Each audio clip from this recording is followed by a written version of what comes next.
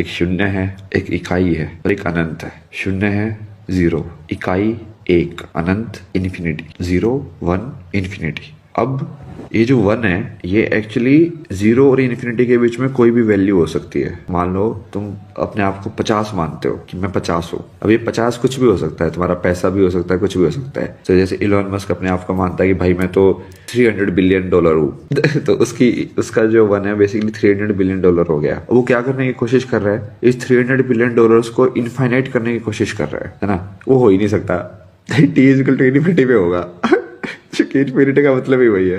तो इसको इनफाइनाइट करने का लेकिन दूसरा तरीका भी है। दूसरा तरीका क्या है कि सबसे पहले तो तुम्हारी जितनी वैल्यू है तुम उसको समझ लो। मान लो मेरी 30 भी वैल्यू है कि मैं 30 को समझ गया और फिर मैंने -30 समझ लिया। -30 मतलब कि मैंने जीरो समझ लिया। यदि मैंने -30 समझ लिया और मैंने 30 को समझ लिया तो मैंने इन्फिनिटी को समझ लिया। इसको लाइक मैथमेटिकली भी प्रूव किया जा सकता है।